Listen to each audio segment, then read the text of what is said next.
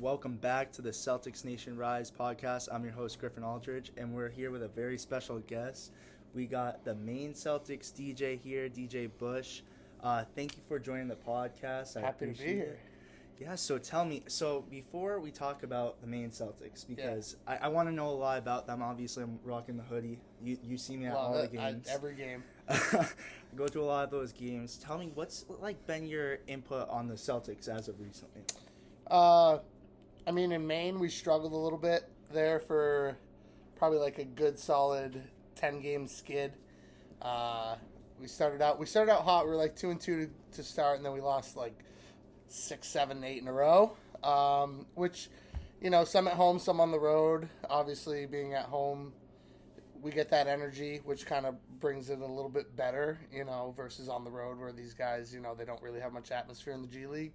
The Expo is always popping. Yeah. So, they bring the energy, and it helps players. Last 3 games, came out, all wins.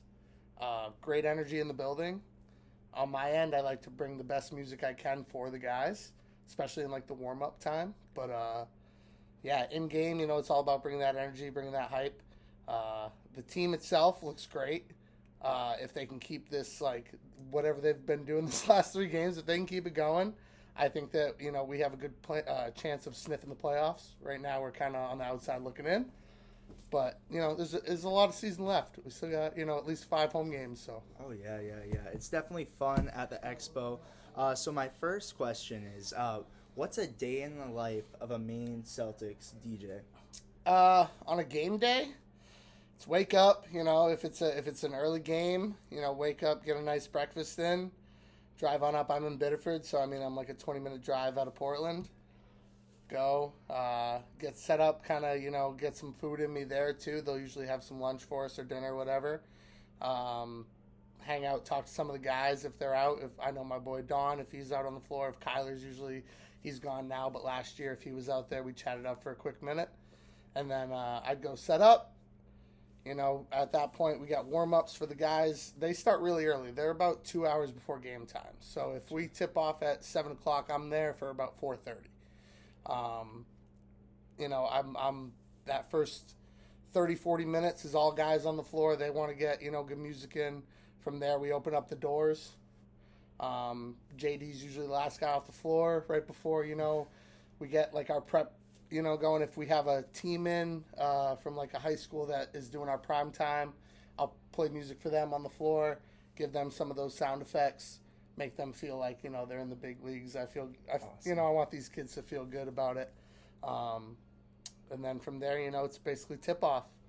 About a 2-hour gameplay. I'm sticking around for post-game, playing a little bit of music as people are leaving, whether it's, upbeat or downbeat, depending on how the game goes. But, I enjoy it every time.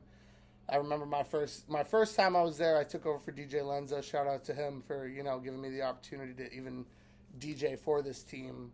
This is my 5th season.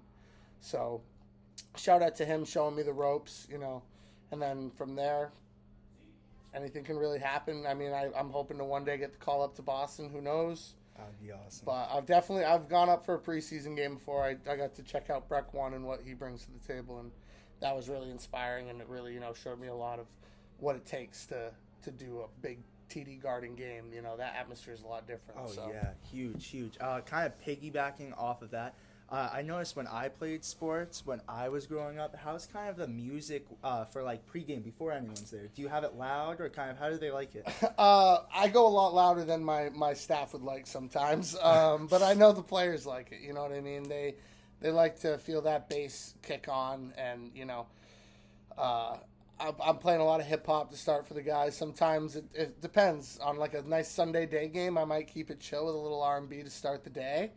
And then go into, I know whenever JD's on the floor, he's all about Lil Baby. I'm when I see him come on, I got to play Lil Baby, so I do a little switch.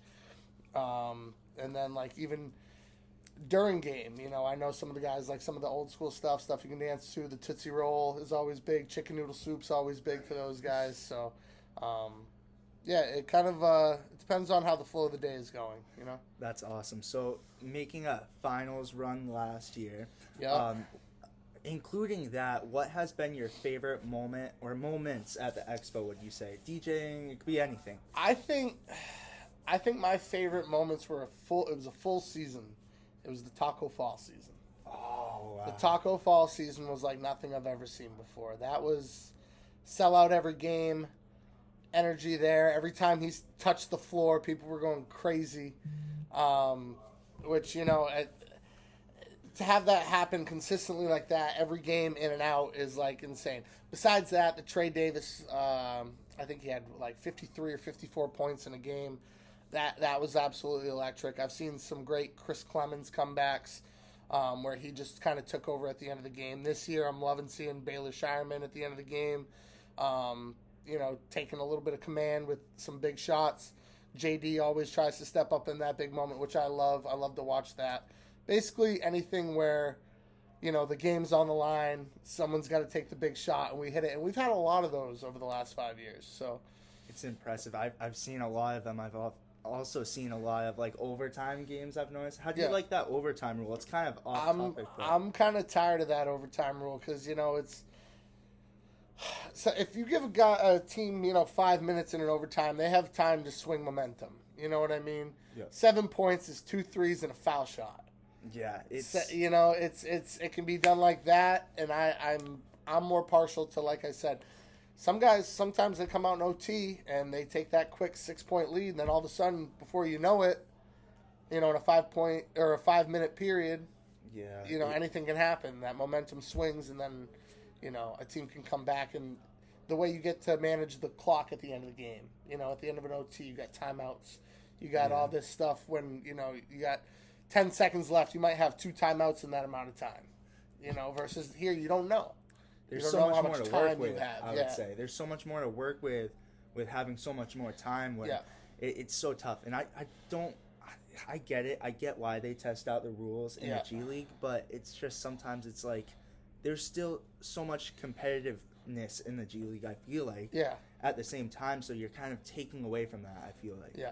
At some points. I completely agree. I think that, I mean, you want to test some stuff out, that's fine by me. This is going on season 4, I think, of it being tested in the G. So it's like, is that ever really going to be implemented in the NBA? Probably not.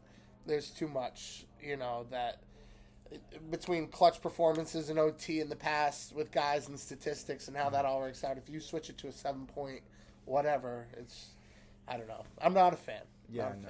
And then you also have the G League rule with the foul shots. The 1 for 2, not a fan of that either. No. 1 for 3 especially. That's a killer.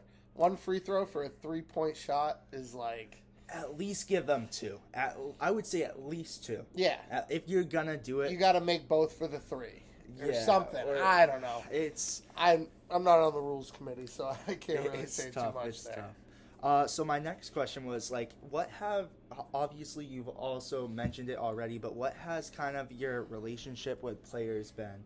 Or, like, any stories you want to share along those lines? I mean, nothing really too crazy. I mean, after, you know, the big Eastern Conference win, it was nice so last year, Kyler Kelly was my guy. Good for him. Shout out Kyler. He just signed with the Mavs on a 2-way.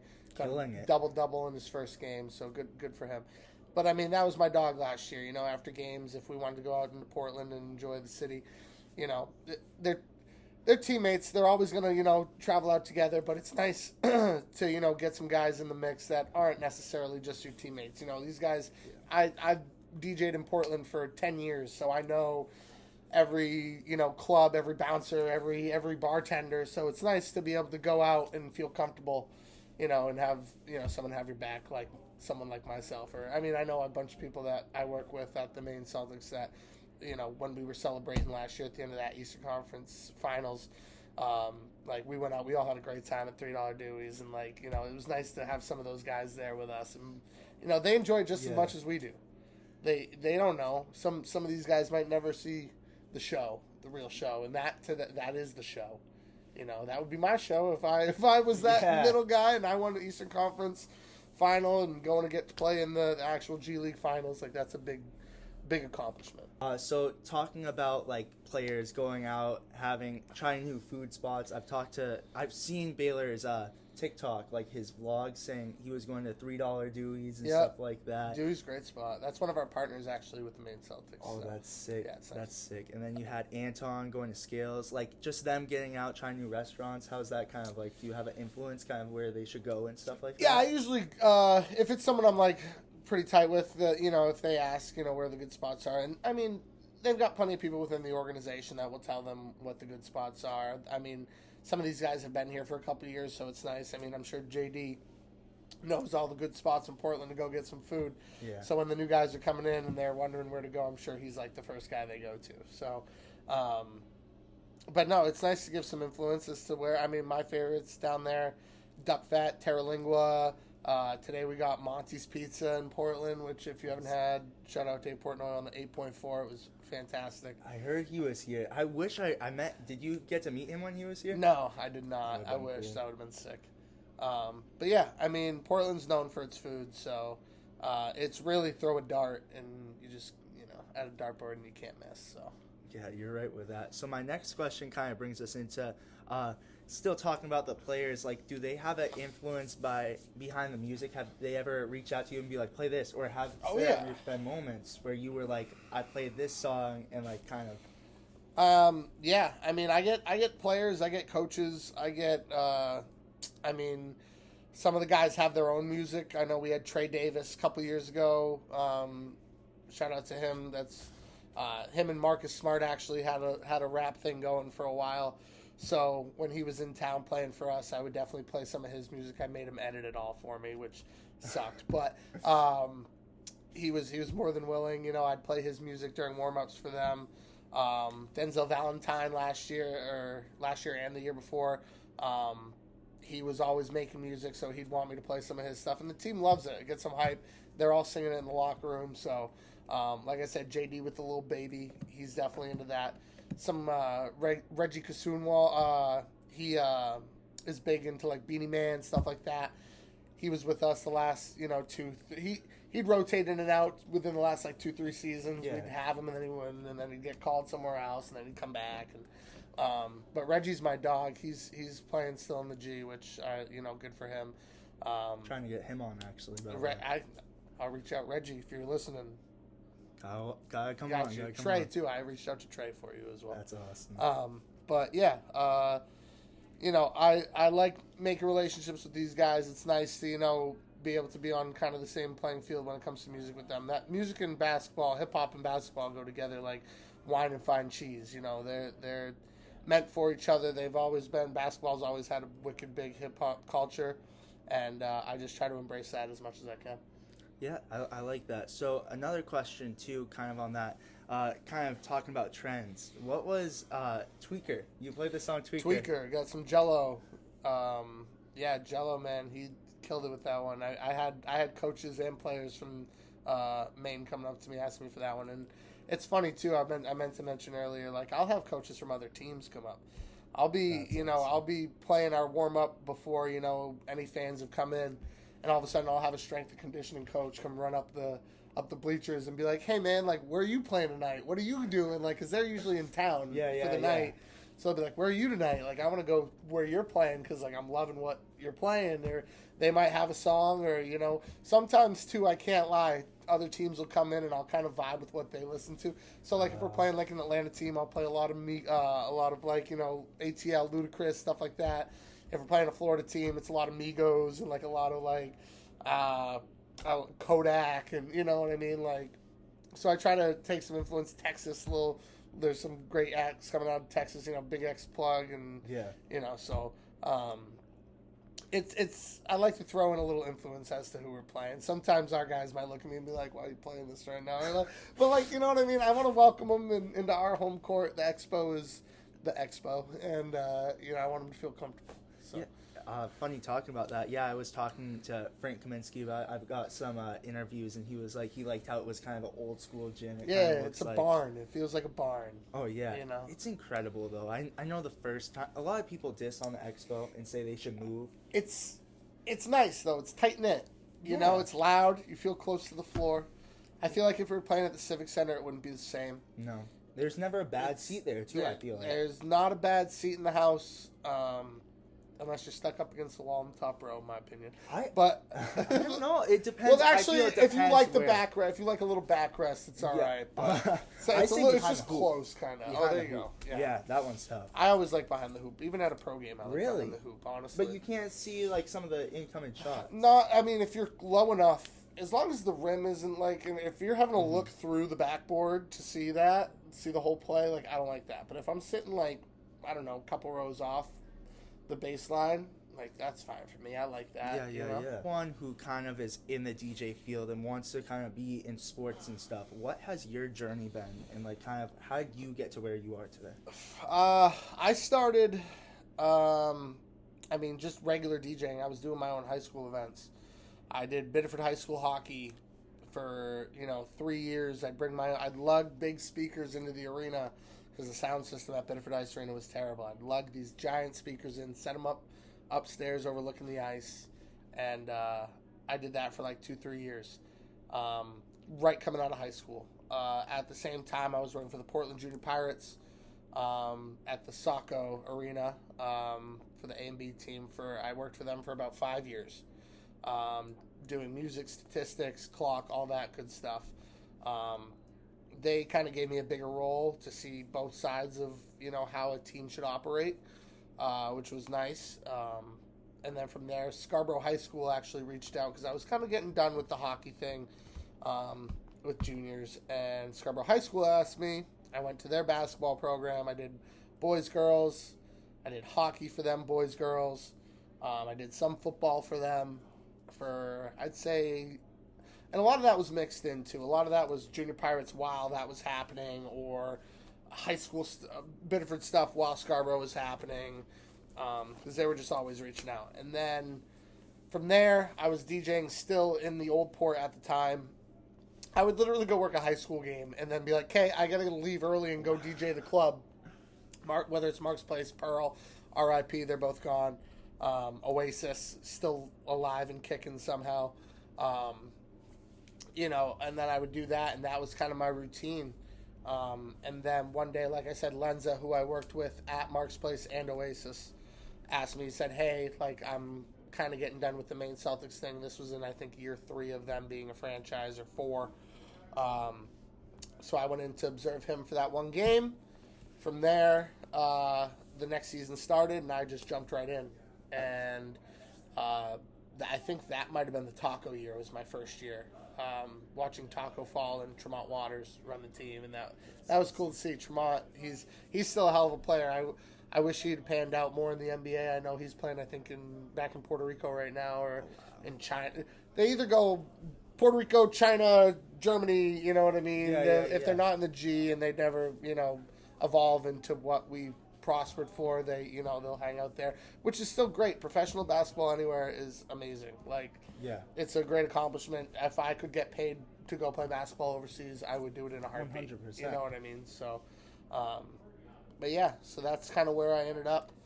And I'm in year 6, 5, whatever. I think 5. COVID kind of confuses me, so bear with me on how long I've been there, because we got stopped one time halfway through the season, and then how was that? We came back like halfway through a season, and we had the bubble year, and that was hectic as hell.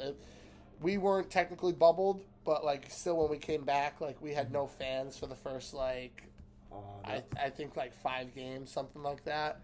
And then we had limited capacity, and then we had, so it was a lot. Yeah, I went to a Celtics game during kind of that bubble year. How was that kind of with the G League then? Did you still DJ and stuff like that? Well, the G League was kind of disbanded for a little bit during the bubble year. So while the actual bubble season happened in Orlando, none of our guys were active, so there was really nothing much for me to do but hang out and wait until it was over. Yeah. So. You kind of mentioned it too. Taco Fall, did you ever have an experience with him? It's funny. Out of all the guys, like, and all the times that like I've chatted with players and stuff, Taco was so. The first time I met Taco, and the only time I really met Taco, was my first day. I walked up the stairs to go. I used to be in the crow's nest, which is what we call it, where I'd overlook everything. Now I've got kind of a propped spot at the top of the bleachers that lets me overlook the floor, and I'm a little more involved where I can hear the music a little bit better. but I used to be up in the Crow's Nest. So next to the Crow's Nest is like a little room that we have where the players go in and have their pregame meeting, whether it be watch some film or whatever. And I'll never forget, I walked up and I saw them in the room and I was like, all right, like, I'm going to put my stuff down. And then I had to go back downstairs. And they started coming out of the room. Yeah. And the last guy to walk out was Taco. And he had to duck his head and come out of the door. And he sees me. And, like, I'm looking at him like I've never seen a human being this giant before in my entire life. And he just gives me nucks, dude. And I was like, hell yeah, dude, Taco's the man. Like, that's all I needed to solidify that. And, yeah, that was really the only time. We knew what he attracted. Yeah. So we were very much known to, kind of just keep your head down. Don't be asking Taco for photos. Don't be asking Taco for autographs. Don't even just treat him like you would anybody else that comes through the door. A hello, a hi, and a bye. Yeah. Sure. Nothing. Don't go crazy. Don't. Oh, Taco. Like, you know what I mean? Like, so. How was he with fans? Would you say? He was great. I mean, he was great with fans. Kids loved him. They'd. After the game was over, he's trying to walk off the floor. They would just stand there like, please, Taco, please. And he was great about it, man. He loved it. I feel like he loved being in Maine. Like, we loved Taco. Like, Boston loved Taco. Yeah, like, everybody loves Taco. Anywhere Taco goes, everyone loves Taco Falls. So it was crazy in Boston. Like, I remember I went to a game and we left right before Taco got put in, and that stadium would go berserk every time. Oh, every time. The Brad Stevens clip is my favorite clip of all time. When he put him in. The go, and just everyone erupted. That was my favorite. That was one of my favorite Celtic moments all time. I love that. I forgot about that clip. Or the three. Remember the three and the bench? Yeah, he banked a three. That was incredible. Good. Yeah. So now, going into Celtics, because we talked about that a lot.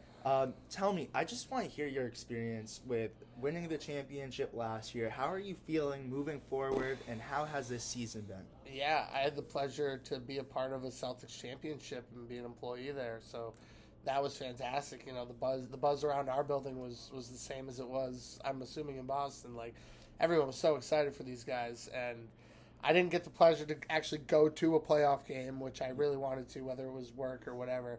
Also, the price was hefty. Oh, yeah. But $1,000 for besides that, I went to the parade. The parade was great. I had a great time. Banner night. Right? What's that? Did you go to Banner night? I did not go to Banner night. No, Gotcha. we had. Did we have something for Maine that night? I don't know. I think I had a gig. I think it were a wedding. I don't know. I do a lot of weddings as well, so. Yeah, no, I'm excited. I think this year we're kind of in that same position. We just won the same deal. We won, 3 in a row as of now?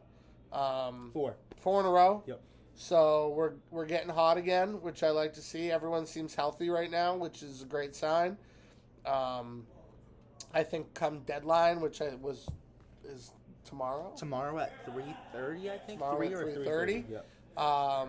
I don't see us doing anything crazy. We're kind of clearing some stuff up. We traded Jaden away today to make some cap space, but I think that this is the roster you're going to see going into the finals again this year. And everyone was thinking Mavs, and now after Luka, who knows? Like, what do you think about that trade? By the way, I think that trade is insane.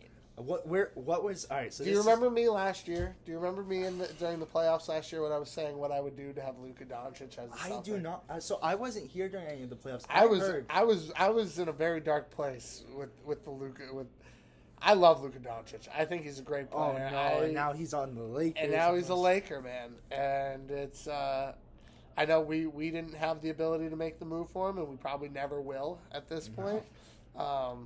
But yeah, I think it's a crazy move. I think it's absolutely crazy. He's going to absolutely torch the Mavericks when they play. Oh. If they see him... Do you see his face? If they see him, he's going to drop a 50-piece. Did you see his face, though? Like, triple-double 50-piece. Oh, yeah. Have you seen his face, though? Like when Sitting on the bench? Yeah, or not even that, too. I think it was also when they had him holding up the jersey and their interview, and he's just looking like this. Yeah. Upset. Yeah, he's deer in headlights right now. I think he's having a hard time right now accepting that he's a Laker. Yeah, accepting that he was traded. Or that like, too, because yeah. you think about it, Yeah. Luka, like, it's going to be like one of those moments, where were you when Luka was traded? He always said one of the only players in the NBA he'd really love to play with is LeBron James. So that must help good for him a him. little bit. Good for him in that sense. If that all works out, which I hope it does, great. Just don't be trying to tie banners with us. That's all I'm saying. No, yeah. So kind of talk about that again, that open roster spot. Kind of a deal on that. We are actually on a podcast with a reporter today. He said maybe having Drew Peterson taking over that roster spot, or do you see them picking up someone in free agency? What do you think they are going to do with that roster spot? They have 2 to fill. Drew would fill it just fine. Drew is a professional. He shows up, he gets the job done, he shoots that thing like it's going out of style, dude. I've never seen a ball come off somebody's hands so effortlessly when he shoots. Honestly, like, and I'll watch too from where I'm at, and he'll just let it go, and I'm just like, yup. I can tell the second he lets it go. Sometimes I'm just like, that's it. Like, there's no way it's not. It's this little line drive poke, just like, like, yep, there it goes. And he'll fill that role great. He moves well. He plays hard-nosed defense, which we love, especially when you give up a guy like Jaden Springer, who proved already this year that he can play that hard-nosed defense role. And he pretty much won us a game. Yeah, so, against the Clippers, I think it was. Yep. So I think Drew can be that guy. If we make a move, I don't really know who's available, who's being moved around, but you never know now with the Luka thing for sure. No, so we'll see. I'm excited to see what they do. Yeah, tomorrow at 3:30. That's gonna be incredible. I wonder if they'll move Tillman maybe. Yeah, I'm excited to see what happens with Kevin Durant and Jimmy Butler. Yeah, you think Durant's gonna leave? They're saying Durant to Miami. Miami for Jimmy Butler. No way! Wow. Because Jimmy wants out. So I mean, that would be potentially. That's just one thing I read today was that that Kevin Durant said he's either staying where he is or he's going to Miami. Wow, that's crazy. It's kind of funny too. I watched something a while ago that Jimmy Butler has a house in San Diego, and I don't know how far Phoenix is from that. Not far. So that's like. Maybe that's why he wants to go to Phoenix so bad. It's doable. I don't know. I don't think he wants to go to Phoenix so bad. I think he just wants to be anywhere else but Miami. I heard he doesn't want to go to the Warriors, though. Right. That was the report I was seeing today. That was saying Miami or stay put. So. If you want to get out so bad, then you'll go anywhere. Unless you're like a great player and you don't want to go to a bad team that's tanking and stuff like that. Absolutely. You would go to... It's the Warriors. You're playing with Curry. Like... Maybe KD stays put. Maybe Jimmy goes. That would be to Golden State. That would be crazy. So, kind of talking more about the Celtics too. What do they need to do to kind of just get past this rough part right now? What do you think they need to do? Like I said, I think we're out of it. I think Derek White the last couple games kind of showed that he had that grit end of the game, hitting a couple big threes last 2 games. Drew Holiday looks like he's kind of getting back into the swing of things. Obviously, we rely a lot on either Jason or either one of the Jays to have a big game. Yeah. That's what it takes usually. But not always. We're a team that's very versatile. Porzingis the other night had, 33? Yeah, incredible. 30-something, 35, 33. Like, that's what we need more of. We need more of those guys, a Porzingis, a Drew Holiday, a Derek White to sometimes take that game over. See the mismatch and just go, I agree. And that would make things a lot easier on the Jays. Yeah. Make it so that they're not as, relied on in that sense. But, any given night with those Celtics, they can, show you crazy numbers, or they can, just spread it out evenly through the board and we win, 125 to 87. Oh, you know what I mean? Like that's just we're one of those teams, man. And come playoff time, I still don't think anybody beats us in 7 games. So. I agree. And kind of going back to playoffs a little bit too. I know you did it here. You were playing like the defense and everything here, getting all hyped up. I heard. Oh, during the finals. Yeah. We were just doing all like TD Garden That's like awesome. Killer songs, like all the songs that like any given time you go to the Garden, you're gonna hear. And it worked. It was great. We were popping bottles next door. It was a good time. That's awesome. Incredible. So kind of back into the Celtics this year. Who would you say your favorite player on the team is? Right now, I'm a big D White guy. Personally, I love a point guard. Point guard commands the game. Point guard commands the flow of the game, and they want the ball in their hands, and they don't get me wrong, I love the Jays. Dude, I love Tatum. I love Jaylen Brown. I love the different personalities that they bring to this team. I love how JB and Porzingis are they got their cookies and cream thing going. Like, I love all that. I love Pritchard. I think he is well deserving of Sixth Man of the Year. I don't think anyone shoots a better half-court shot than he does, especially at the buzzer. So it's hard for me to say one guy, but I think that when we made that trade for D White, it really changed a lot. Yeah. Of our the way we look at the game defensively is crazy. That we have the best front court defensive pairing with him and Drew that I've ever seen. Yeah. So if we can get more of that like we did last year, I think that we're golden. Oh. Yeah. But I'll give you my favorite all-time Celtic though. Okay, that's what I want to give you. So it's kind of a shot in the dark, and my buddy Clancy will laugh at me. He still laughs at me to this day because my favorite Celtic all time, and I've never been more upset from a guy being traded or moved than this guy, dude. Walter McCarty was the high socks, listening to I loved growing up taking the three. Okay. Mm-hmm. That my era. I'm a 90s baby. I'm born 91. So that was my prime. Paul, Walter, Antoine Walker. That was my big three to start. You know what I mean? Yeah. A lot of tough times as a Celtic fan during those years. But hearing Tommy Heinsohn with Walter for three, Walter, that to me was my favorite thing. As a kid, I would get so excited when I would see Walter McCarty in those high socks hit a three. You have no idea how. And then when he got traded to the Suns, and he wrote a huge letter like these guys all do now. But now they're short, I would say. Yeah, this was a long letter. And I remember sitting there, I was I don't even know how old I was. I think I was 12 or 13, maybe. I don't even know. And I'm sitting at my computer reading this letter, just crying my eyes out because I loved Walter, and I still do. And then he came back to be an assistant coach for many years, so I loved that, which was great. He coached under Danny, or not under Danny, under Doc. So yeah, I said Danny Ainge. I'm he never coached. But do you like Sam Cassell coaching for the Celtics? I love Sam Cassell coaching for the Celtics. I love Sam Cassell when he was a player. I loved that.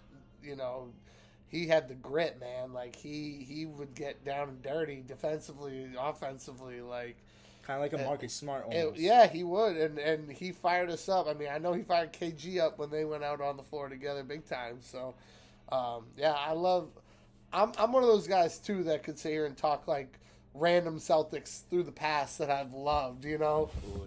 Like Gigi Datome, or give me Jerebko, give me those are my dogs. I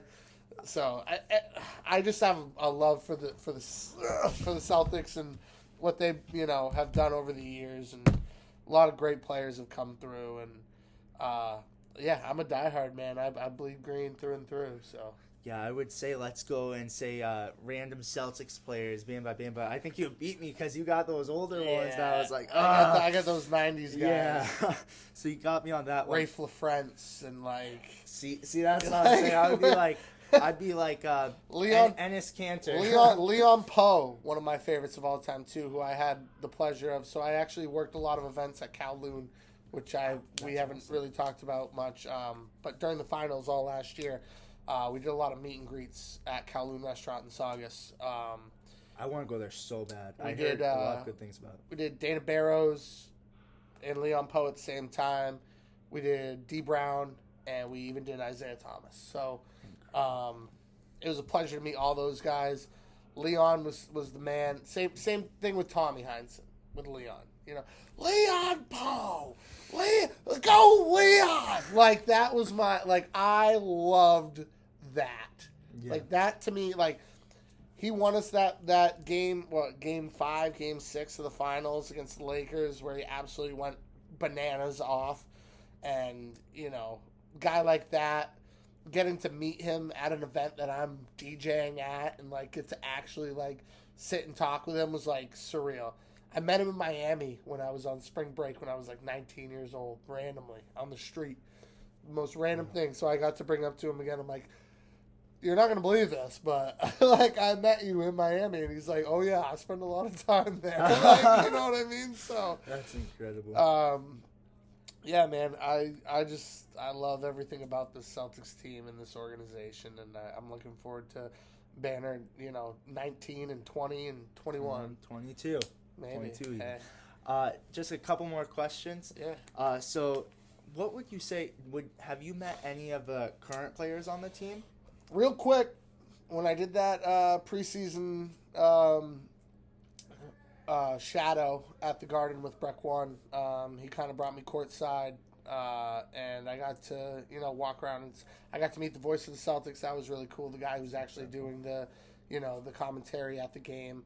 I've met Scalabrini 10 different times, whether it's bumping into him on the streets of Boston, bumping into him at a bar, and we actually took shots of Fireball together once. Me and No Scal. way. Yeah, we did. I mean, I got to meet Tatum for 0.2 seconds, Jaylen Brown for 0.2 seconds. How'd you meet that? Oh, just literally, quick knuckle bump. Yeah. Breck won DJ Jason Tatum's birthday party a year or two ago. So Tatum went up to him to be like, "Hey man, good to see you here." And That's then awesome. he was just Breck was like, "Oh, this is the Maine Celtics DJ. What up?"